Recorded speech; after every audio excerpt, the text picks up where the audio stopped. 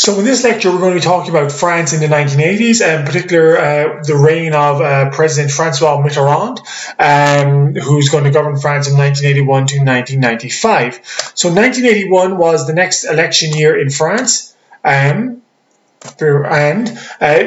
the people of France had a choice: were they going to go right or left? Were they going to stick with the right-leaning presidents that had dominated the Fifth Republic since de Gaulle instituted the Constitution of the Fifth Republic in 1958, or would there be a shift to the left? Would, for the first time, a member of the left side of the political spectrum in France take control? It's notable actually because oftentimes there was people on the left, including Francois Mitterrand, who had criticised the amount of power that de Gaulle had vested in the office of the presidency itself. And so if they were able to take power themselves, one of the questions was, what would they do with that power? Would they kind of use it as de Gaulle intended, or would they try and moderate it or reform it in some way?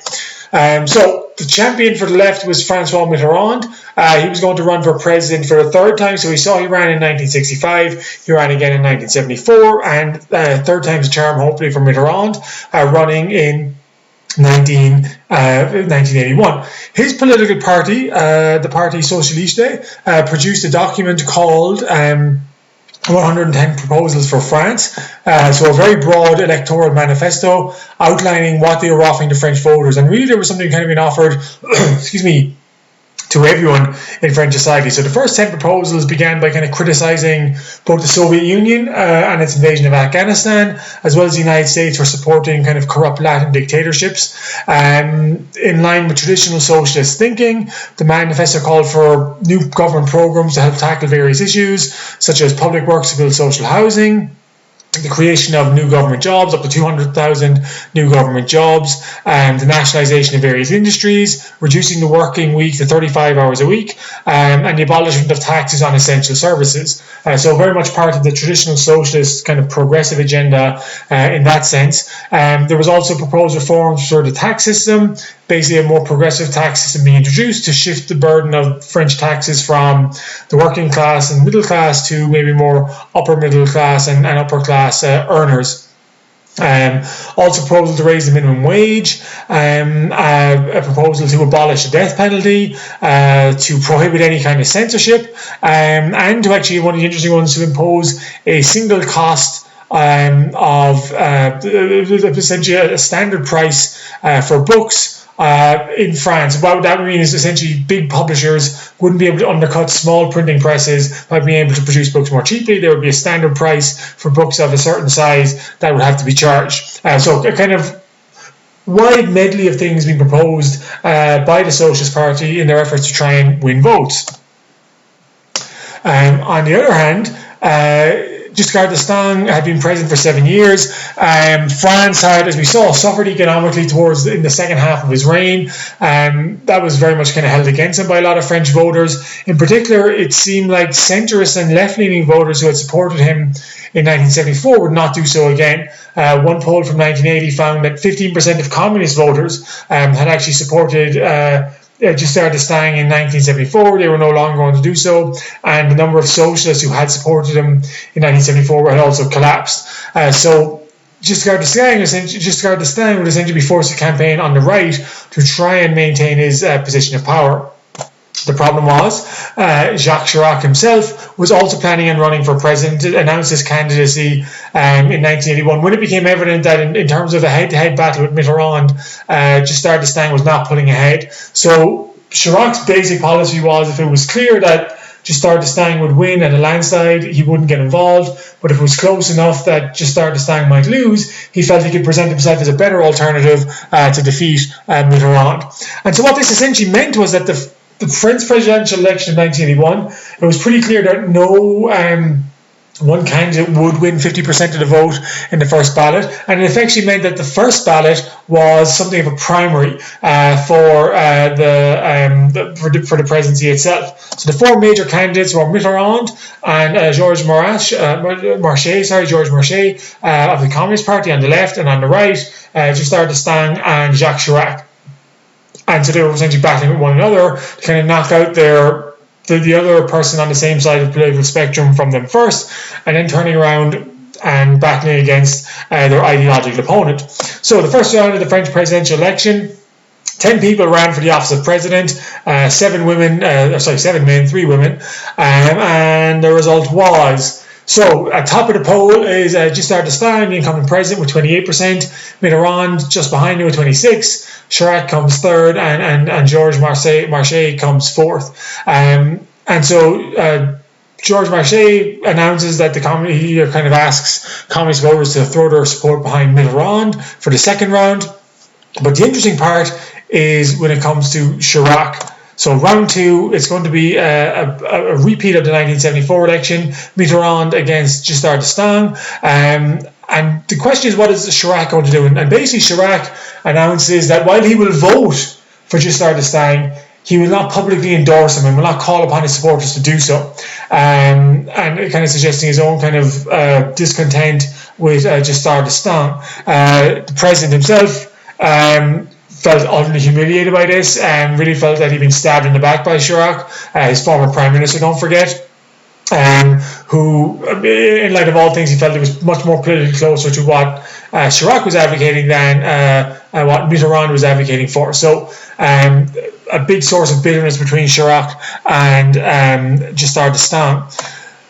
Mitterrand himself, you can see here one of the electoral posters, kind of campaigned on a platform of kind of stability, strength, but also bringing kind of considerable change to French society. For the first time, offering a socialist-led government in France, for the first time since 1936. So, second round of the election, what ends up happening? Let me just adjust this 1 second. So there you see the results. Mitterrand finally, third time of asking, managed to win the election, defeating Giscard d'Estaing. Giscard d'Estaing blamed Chirac for the rest of his life. Believed that he had betrayed him, that if he had thrown his weight properly behind the president, that would have been enough to eke out a victory over Mitterrand. So in France, on the political left, there's a great deal of celebration, a great deal of happiness. In some ways, kind of a sense of euphoria that was last seen by the French political left in 1936, that they finally got a socialist president into power. So people on the left are very happy. What's the reaction of the French right? Certainly the French stock exchange is not very happy. It starts immediately dropping in news of Mitterrand's victory. In fact, it's dropping so much that the Paris Stock Exchange had to be closed for 2 days to stop a major panic. And now that Mitterrand has the levers of power, he decides to use them in a way that, or to quote himself, he decides to put them into use in a way that they were not that they weren't designed for, but he basically says, well, de Gaulle never imagined someone like me would ever sit in this seat, but now that I am in this seat, I find that the powers being offered by the presidency suit my agenda very, very well. And of course, if you remember how the French presidential system works, is that national legislations govern for 5 years, or the National Assembly meets for 5 years, and the president sits in power for 7. The last time there was an election in France was 1978, which we talked about at the end of our last lecture. There would not be another election until 1983. But Mitterrand decides, well, as president, I have the power to dissolve the National Assembly and call new elections whenever I want. And he decides to try and do that with the hope that he can capitalize upon the growing support for the socialists, but for the Parti Socialiste and for the French left in general, and call an election so that he can also have the support of the National Assembly. So that's exactly what he does. Dissolves the French National Assembly and essentially calls for immediate elections that are held effectively 4 or 5 weeks after the presidential election. And what is the result? Well, Mitterrand is totally correct that a lot of French people on the right of the French political spectrum stay home, don't participate. A lot of the people on the left are energized, and the result is that the French left, the Socialist Party in particular, but the French Communist Party as well, win a substantial majority, thereby ensuring that Mitterrand is now guaranteed not only 7 years as president, but the next 5 years he's going to have a pretty stable governing majority in the French National Assembly, which he hopes will mean that that his new government can implement real change, substantial change in French society. This is a look here at the popular vote for the various parties. You can see in the second round of voting, the Socialist Party Parti Socialiste wins almost 50% of the vote.